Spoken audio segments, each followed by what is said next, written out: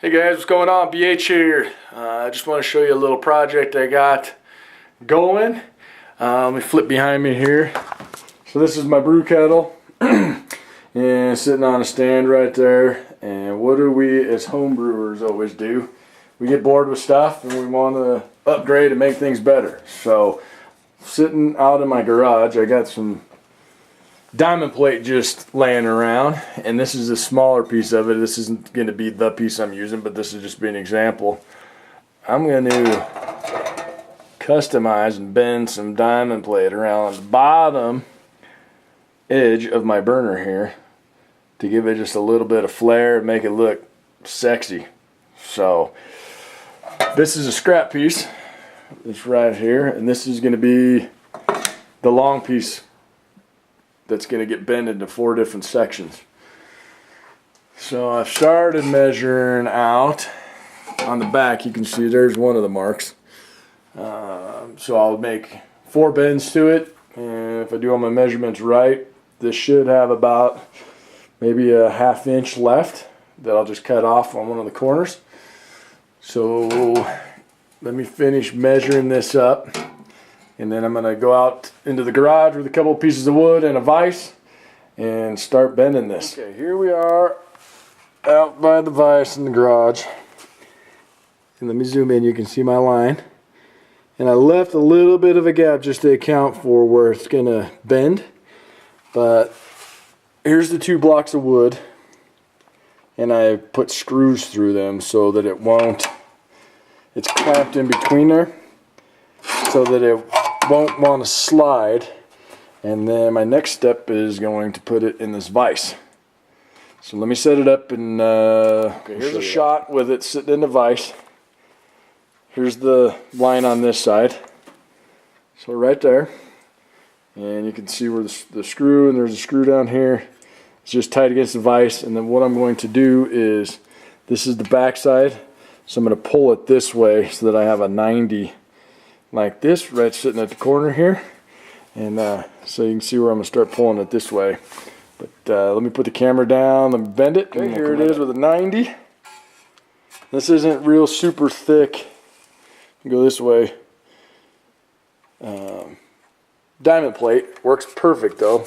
You guys can tell there's my workbench. I made a whole thing out of it. So all good there.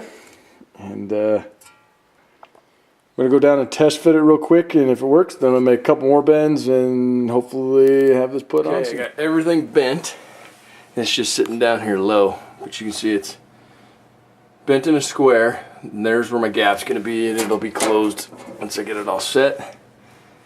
But this will attach up higher around here, and how I'm going to attach it is with, I'm going to drill and then I'm going to rivet it. So I'll do a couple of pilot holes, and I'll put a couple of rivets in so you can see what it looks like, and then we'll get the whole thing done, and then I'm going to brew with this thing tomorrow.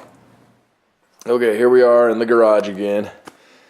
Got a couple of vices on it holding the diamond plate up, and let me grab my tool here so I can show you. Here's one rivet, so you can see a rivet that's in there, and I got another one on that side. I'm going to be doing, some more on this. It's just temporary holding it.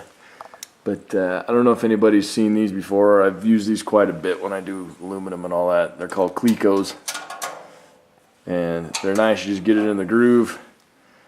It's got a little tongue to it that sticks out. See if I can get it to zoom in on it.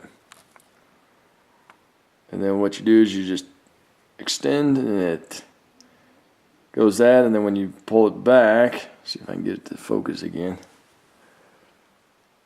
When you get come back, it has a little knob thing to it. So you drill your hole. So there's the hole that I drilled right there.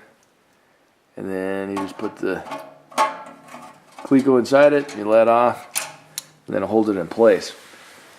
So there's one rivet, there's one Cleco. I got one over there, there, and I got this side. I got 2. I'm going to put another 3 on this side, and then we'll get the burner repainted and all that. But I want to brew with it tomorrow, so let me go back and get all these done, And hopefully the next shot you'll see is it in action. In action, here's the final product. Looks good, nice shiny. Got a red brewing in there right now. You just tell it's cold out. So there's the stand all done. Really happy with the way that it turned out. Here's the wort chiller I just did. At the end of this video I'll show this working too. I did a test batch and it dropped it from boiling down to like 62 instant. So we'll show a video of that at the end.